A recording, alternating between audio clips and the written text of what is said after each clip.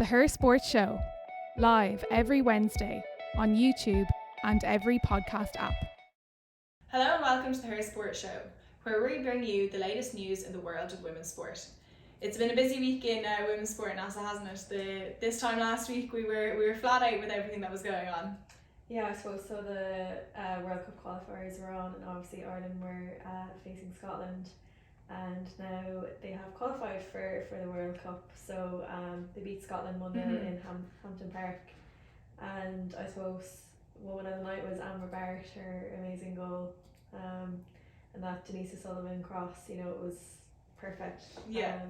Score for them. So that was ultimately the difference between the teams. What did you make of the match overall? I thought it was really good actually. I know that they get, a lot of people are like, oh, they're so defensive and stuff, but I actually thought it was really exciting, and especially I feel like in the second half it really kind of got that bit more tense, I suppose, because there was those few goal chances in the first half as well. I know Honor Gorman, she had a good chance, and but yeah, no, what did you think? I think the first half for Ireland, they definitely had it under control. I think I don't know whether Scotland were putting on more pressure or whether the Irish side kind of were a little bit more unravelled in the second half. But as you said, it certainly came across as tense, as scrappy. I think Vera had mentioned it wasn't maybe the most stylistically nice thing that people have watched, but definitely it was competitive. I think during the match, I really felt in the first half that Ireland deserved a goal. I thought over in the whole game overall, Courtney Brosnan in goals really stood out for me for Ireland. If I was picking player of the match, that's who I would have been giving it to, because she saved so many crucial goals. And then when it came to the second half, I was getting a little bit concerned because both sides became unpredictable, which was tough. But as you said, I think Barrett just got that the goal in the back of the net at a crucial time, and then I think everyone was counting down till it got to that 90 minutes. But the 6 minutes, as you said, extra time. How did you feel during those 6 minutes? Oh, it was awful. I felt like it was 6 hours. It was just, but speaking to the players the next day, they don't feel that half as much because they're in control and they know that they'll be fine. But watching on, it's not. It was great. Obviously, we were in the bar in Stephen's Green having a watch party. We were joined by loads and loads of fans, so brilliant to bring everybody together again for that.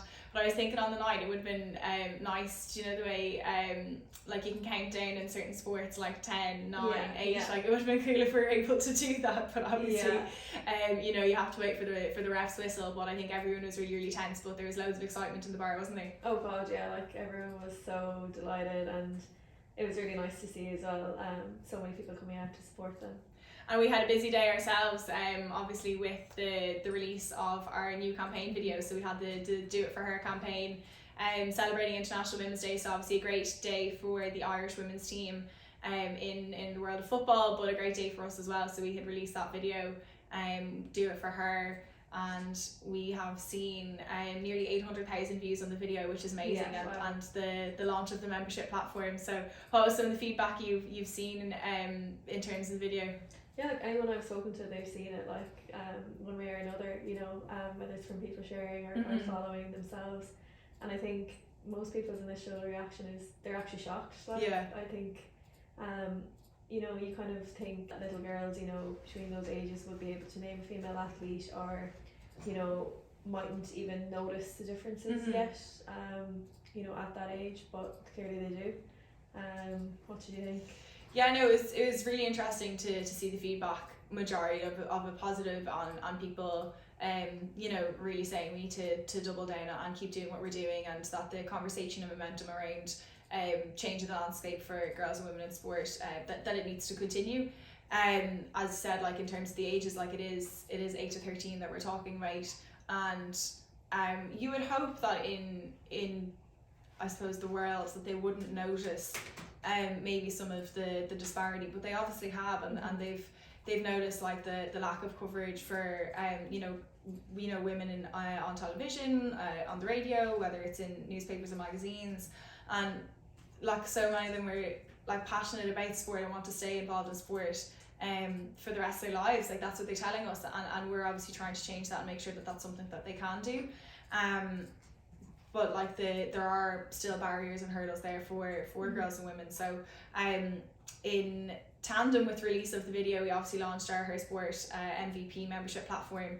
We've seen a great uptake on that, which is brilliant. So that there's so many people that are interested in supporting us and helping us do what we do.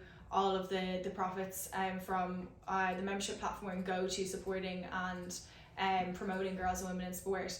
And there's a few nice exclusive membership offers there, so some exclusive discounts, access to free tickets, and one of the discounts of the month is access to the new Her Sport socks. So there's been a lot of orders for socks in this week as well, because we just launched the socks. So it's great to see that people really do back what we're doing, and we really appreciate everybody that is supporting us in that mission as well. In terms of other news, talk to us a little bit about what else is going on in the world of women's sport. Sticking with soccer, the Women's National League, so it's really starting to heat up there as the top 4 teams, Wexford Youths, Shelbourne, Peamount United and Athlone Town, they all collected 3 points this weekend. So Wexford Youths beat Sligo Rovers 5-2. DLR Waves lost to Shelbourne 2-1. Treaty United lost 7-0 to Athlone Town. So that's some big scoreline. And Cork City lost 5-0 to Peamount United. So those teams are still in contention for the title, so it's really close there. There's also Bohemians were playing Galway WFC. They lost 2-1 with Katie Lovely scoring for the Bohemians and Ella Flaherty scoring for Galway in the last 15 minutes. Which was followed then by a penalty kick for Galway by Jenna Slattery that set them over the line.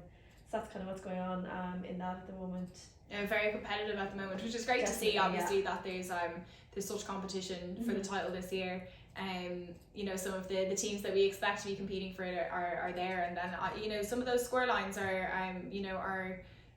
surprising. Like that's a lot of goals going in those matches. But look, Peamount are strong as ever, competitive between DLR and Shelbourne, which would be expected as well. So there's only 2 games remaining for all those teams, and there's only 3 points between first and fourth. So the top 4 are going to play each other over the next 2 weekends. So it's going to be majorly significant, those games, in who ends up winning the championship. Yeah, it'll certainly be competitive. So for anyone that can tune in or get down to watch the games, they definitely should, because it'll be an exciting 2 weekends. In terms of Energia, so it was the AIL round 5. Wicklow enjoyed their first Energia AIL victory with a 27-10 win over Suttonians. Blackrock College defeated UL Bohemian 63-7. Railway Union defeated Cook 88-0, and Old Belvedere defeated Galwegians 24-0. So a couple of wipeouts really in terms of that score, with Blackrock and Railway really showing their dominance. I think we can expect them to be strong teams as ever. In terms of the World Rowing Coastal Championships, so we had a lot of flatwater rowing during the summer, and now we're into the coastal championships and beach sprints, and that is happening now as well. So in terms of the Irish results, there was a quadruple sculls quad of Eileen Woolley, Ella Cialis, Jack Cannon, Karen Hickey and Orla Hayes, who won bronze at the World Rowing Coastal Championships, so congratulations to them, that's a great result. Monika Dekarska and Rhiannon O'Donoghue, they picked up silver medals in the double sculls, and then Monika and her partner Patrick Boomer also picked up silver in the mixed double sculls. I was chatting to Monika earlier this week, and she's heading off to beach sprints in Spain as well, so a really busy time for them, but some great results for Team Ireland. We've had some cycling going on as well, so what's been going on in the world of track cycling? Yeah, so Ireland have actually narrowly just missed out on qualification for the first round of the women's team pursuit. They recorded a strong time of 4 minutes 19 seconds at the Track World Championships in Paris just last week. Team was Emily Kay, Lara Gillespie, Alice Sharp and Kelly Murphy, and they had a good start, and they were placed third in the live rankings in the 1000 metres and the 2000 metre splits. And they had a final push, and Ireland, they ended up finishing 5th place in the provisional rankings with 4 teams yet to race, with the top 8 finishers qualifying for the first round on Thursday, October 13th. So then it came down to the final heat, as Ireland finished just 0.815 seconds behind the final qualifier USA in 9th overall. So despite missing out on qualification, the time was less than 0.2 seconds from breaking the Irish national record actually. And this will be like great experience for them, although might be disappointing for the 2024 Olympics in Paris. So I suppose then as well it's worth mentioning Lara Gillespie. She finished 17th in the 10 km women's scratch race on October 12th, and she was leading amongst the riders with less than 10 laps to go, and she finished in the bunch after a strong ride. So again, a good result from her. Women's track cycling for sure has been making strides over the past couple of years, and it's great to see like more athletes like coming out in force, like competing, like to be that close to the national record is brilliant. And we'll definitely see them continue to push on. Like I know the competition is kind of heating up amongst the team, and success breeds success, and all of that type of thing. So it'd be certainly something to watch in terms of Lara. Like Lara's very young, a couple of other members of the team are very young, so there's definitely a lot of potential over the next couple of years. So as I said, Paris, fingers crossed, we'd see them in good stead there. Netball Ireland were at the World Cup, so they were at it's the Europe World Cup, Netball Cup, sorry. In terms of other action, we had Netball Ireland at the Europe World Cup qualifiers, but they were unfortunately eliminated after losing to Scotland, Northern Ireland, Wales and the Isle of Man. They did manage to get a consolation win against Gibraltar in their last match of the round robin style tournament, but it'll now be that Wales and Scotland proceed to the World Cup, and unfortunate for Ireland to be eliminated at this stage. But in terms of the competition, like it's something that is growing in Ireland. Like we see the amount of people that are playing in the UK, like it's really popular over there. So I think they'll definitely go from strength to strength as more people learn about netball and start getting involved. I know it's growing here. In terms of boxing, something that we're all familiar with in Ireland, with the Irish women always out in force. So the European Championships are taking place at the moment. We've secured a few minimum bronze medals, hoping to turn them into silver or gold. We have Kelly Harrington in action, we've Michaela Walsh in action, we've Amy Broadhurst in action. So definitely a story to keep an eye out for on hersport.ie, as we'll keep the fans updated, and also tune in where people can. Like it's great to obviously watch such talents in action, and we'll give everybody updates on that on the Her Sport show next week, because it's all continuing to develop. Yeah, and I'd say we're going to come away with some good medals. Nice silverware there. Hopefully goldware. Exactly. I suppose another story that has been making the headlines in terms of football, so we started off with the good news story, but they have been unfortunate to making the headlines because they were singing one of the Wolf Tone songs, which has ooh ah up the rah in it. It's brought for a lot of conversation from media outlets, from fans, lots of people getting involved on Facebook, on social media. We've seen Sky interview Chloe Mustaki and ask her 3 or 4 different questions consistently about that. They were the first questions that she was asked the day after qualifying for the World Cup, which people found, I think, that interview quite what's the word, like unfair? Disappointing. Yeah, people I think found that interview a little bit unfair on her, as he kept asking her after she had apologised for the behaviour. So do you want to run us through maybe what happened for anyone that doesn't know, but I'm assuming most people have seen at this stage? Yeah, so I suppose afterwards they were celebrating, as you would when you get to a World Cup. Yeah. And they were singing loads of songs. Yeah, Taylor Swift included. Exactly, and that was just the one that got picked up by the media, and I think we all woke up the next morning and that was the headlines rather than what they had achieved, which is unfortunate. I think it definitely tainted what they had achieved, and I think it kind of overshadowed that as well, which is unfortunate because they've made history. And I think we were at the media press conference the next day, and I think even the vibe in the room, with some interviews, it wasn't the good news story. Yeah, it wasn't, and I felt really bad for them, to be honest, because you could see they were genuinely so apologetic. They didn't mean to offend anyone, and I think they came out with a statement. They said they were sorry, and I think some people going after them as hard as they did, I think it was disappointing and it was quite unfair. And I really do, even like Vera, she's not from Ireland, she hasn't a clue in relation to that, you know, and she took full responsibility for that. And I think in terms of her statements, like a lot of people have found her really, really professional, and I know you were obviously there speaking with her, and you know, the attitude of it never should have happened in the first place. I think she that's her attitude, and I think that goes down into the rest of the team, and they absolutely follow her lead, and as you said, like, people have been apologising, and I do think that they believe that it never should have happened. We have seen this before where people are whether it's live streaming or videos are being taken and they're shared afterwards. I think something that we've heard said a couple of times in the past week was like, we need to all just learn. They just put the phones away. Like, they should have been enjoying their success in the moment. It's great that they want to include fans, but unfortunately in kind of the day and age that we're in, and that you can trip yourselves up, and they did, and this was the story that broke out. Again, as we were said, the song never should have been sung in the first place, but they've completely overshadowed the moment, unfortunately, by this one song that was sang there. I know somebody from the Wolf Tones has come out and has spoken about it. It's causing a lot of conversation on social media.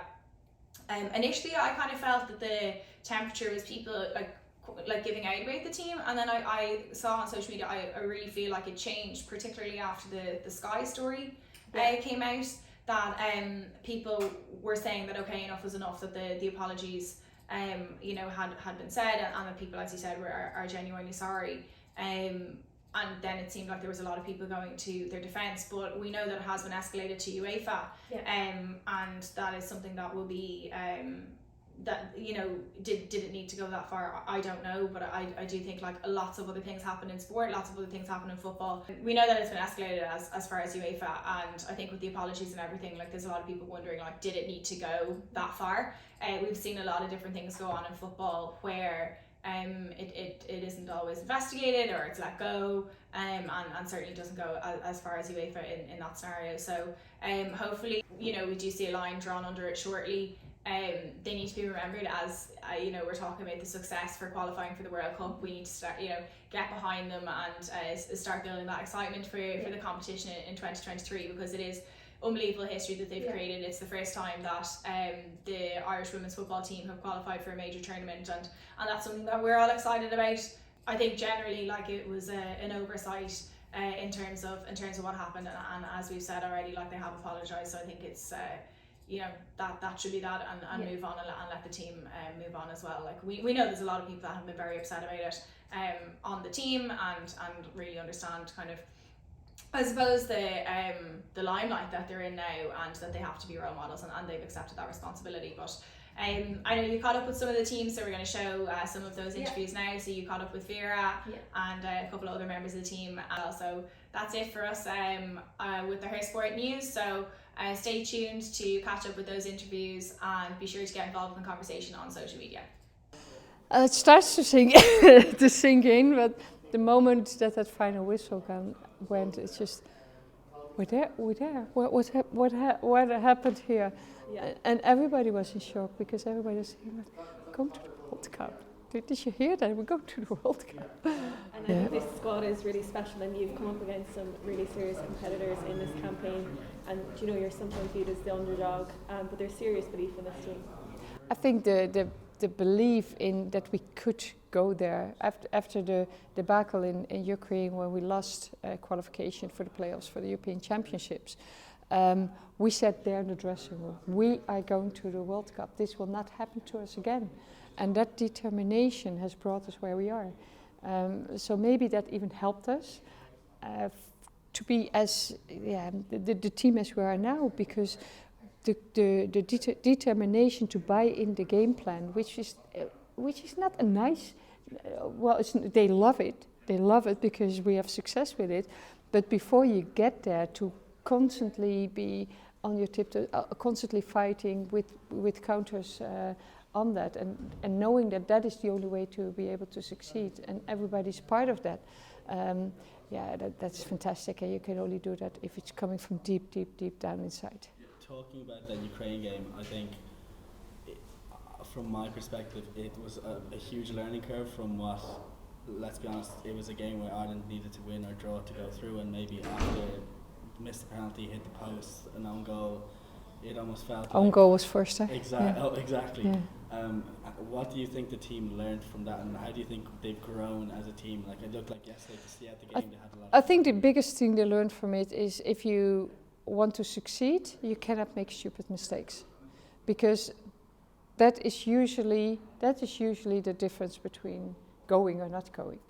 And yesterday they were also so determined. Let's not make mistakes. So we did have moments that we kicked the ball somewhere where you would think, where is that ball going? But that was out of the deep belief that we would lose it here close by, and to avoid that. And I think that is what we've learned. And I suppose Amber Barrett was the hero of the night, coming on and scoring that goal. Was that something that you had planned to bring her on and have that impact? No, that was during the game. Actually, Kira Carusa or Lucy Queen would have been the earlier options. Amber was more for like the last minute to give power.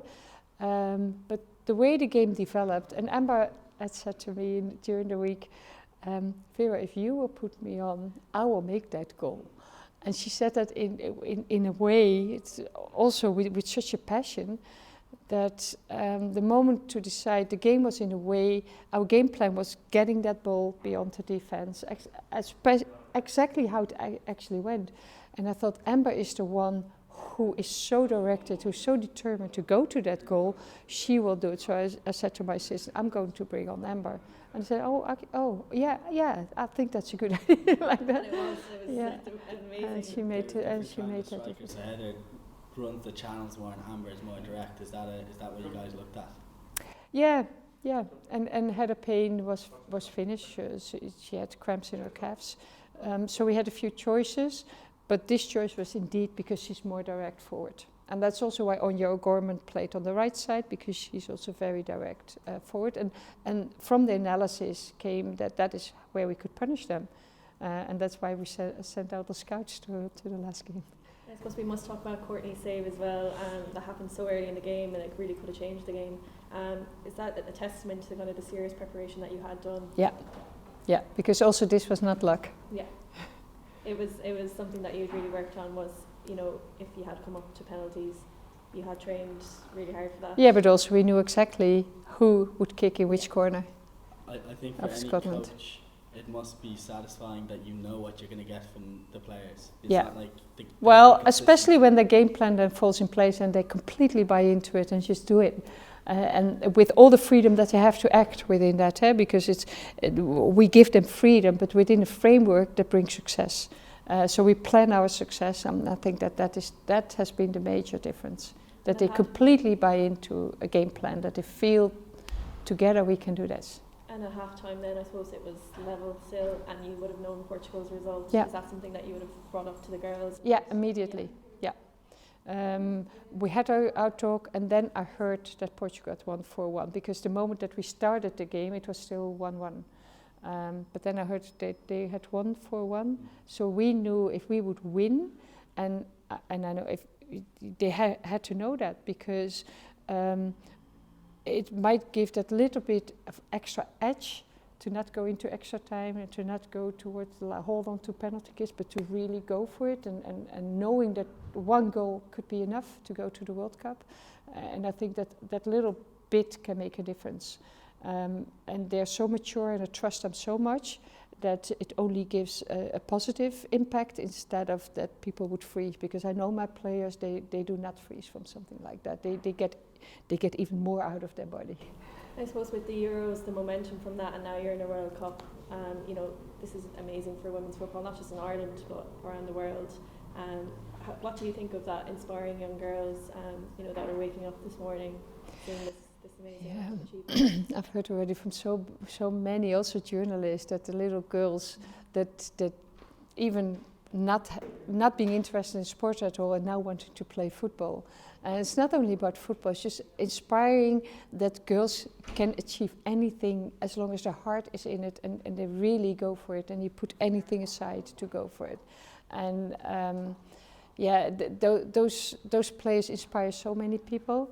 And in light of that, it's also it's hurting us so much of what happened with what went out on social media, because it's not us, it's not the way that we deal, because The first thing that we have above everything is respect for each other.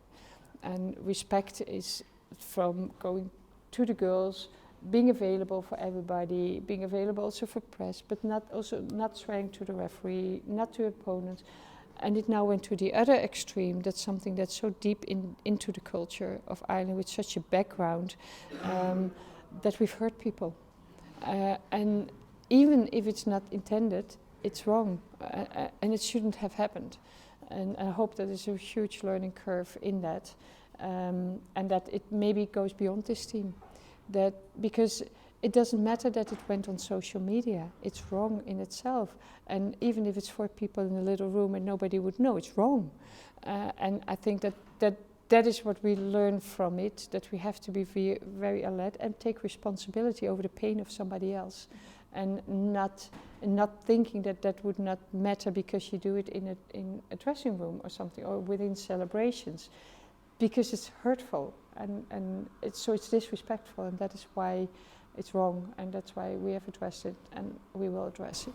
And for you, Vera, then personally, you know, what is it about this Irish squad that made you want to stay on and sign on and stay with them, and what does it mean for you personally to have achieved this with them?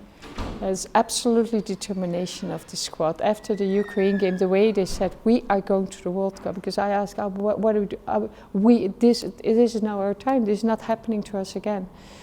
And then Katie saying, please stay, because we need continuity. We cannot start over again. And I felt there's something special to be happening here. And it could have gone the other way yesterday. Of course, it could have. But the feeling from so deep down inside that we would make is, I think that is what made the difference. This squad wanted it more than the Scottish squad, somehow. Not with words, but somehow from very deep down inside. And I think that has convinced me to stay on, because we knew that we would go to the World Cup. And that's also, last camp, the press was asked about my contract. Like, what if you don't succeed? There was not a cell in my body even thinking about the contract, because I said, but my contract ends after the summer. And everybody started to laugh, but I felt that very deep down inside. And that is what the players also felt. And I think that is what links us so much together, the warmth. And then what I get paid back from them over the last weeks is incredible. The way they lift me, the way they kept me on my feet, the way the Irish population has kept me on my feet and put their arms around me. And so if I've contributed just a little bit to that success, then that is what I give back to the country and to the players. And I would actually want to turn it around. I'm so grateful that you have me as your coach. The Her Sports Show, live every Wednesday on YouTube and every podcast app.